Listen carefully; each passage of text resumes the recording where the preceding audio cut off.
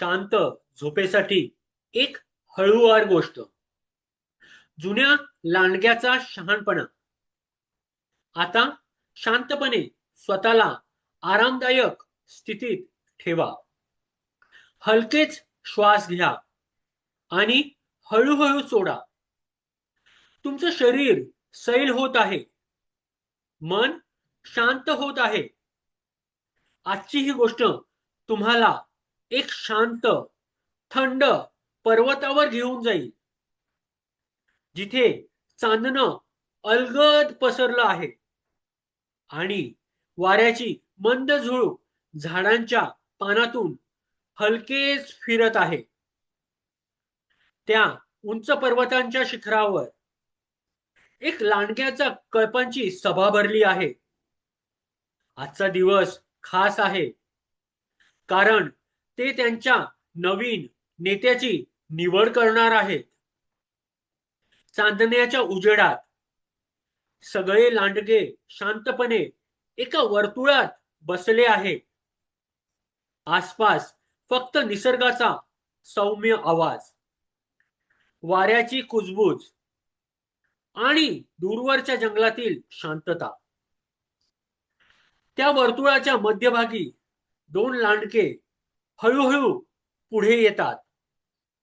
एक तरुण लांडगा, त्याचं शरीर ताकदवान, केस चमकदार, डोळ्यात आत्मविश्वास आणि थोडासा अभिमान.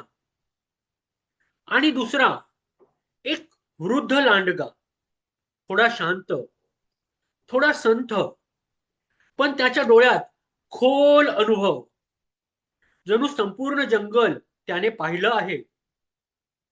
तरुण लांडगा हळूहळू फिरतो, आपलं सुंदर रूप सगळ्यांना दाखवतो. त्याच्या अंगावर एकही जखम नाही, एकही ओरखडा नाही. तो हलक्या पण ठाम आवाजात म्हणतो, माझ्याकडे पहा, मी वेगवान आहे, मी हुशार आहे, मी कधीही जखमी झालो नाही, कारण मी प्रत्येक संकट टाळतो. एक नेता कधीच जखमी होत नाही. काही तरुण लांडगे त्याच्याकडे पाहून प्रभावित होतात. त्यांना त्याची ताकद, त्याचं परिपूर्ण रूप आवडतं. मग हळूहळू वृद्ध लांडगा पुढे येतो. तो काहीही दाखवण्याचा प्रयत्न करत नाही. तो फक्त शांत उभा राहतो. चांदण्याच्या उजेडात त्याच्या अंगावरच्या जखमा दिसू लागतात. एक मोठी जखम खांद्यापासून पोटापर्यंत, आणखी एक हृदयाजवळ खोल. तो शांत, मृदू आवाजात बोलतो, ही जखम त्या रात्रीची आहे, जेव्हा मी वाघासमोर उभा राहिलो आणि माझ्या कळपाला पळून जाण्यासाठी वेळ दिला. आणि ही त्या वेळची, जेव्हा मी अस्वलाशी सामना केला, लहान पिल्लाचं रक्षण करण्यासाठी.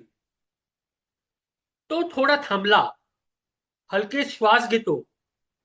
मी कदाचित आता वेगवान नाही, पण मी कधीही संकटापासून पळालो नाही.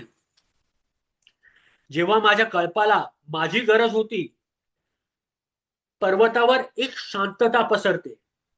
वाऱ्याचा मंद आवाज, चांदण्याची हलकी उजळ, आणि त्या शांत क्षणात सगळे लांडगे विचारात पडतात.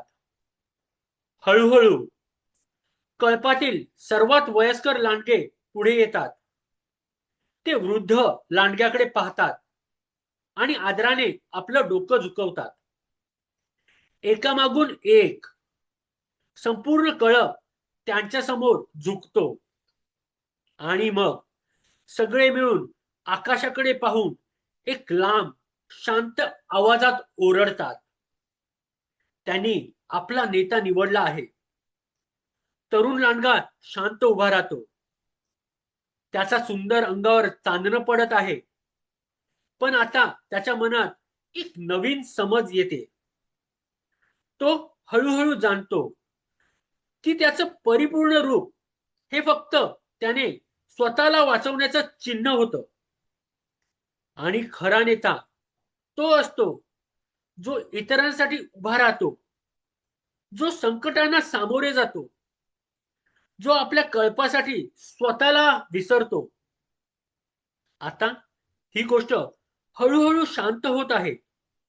पर्वतावरचं चांदणं अजूनही तसंच आहे. वारा अजूनही हलक्या आवाजात वाहतो आहे.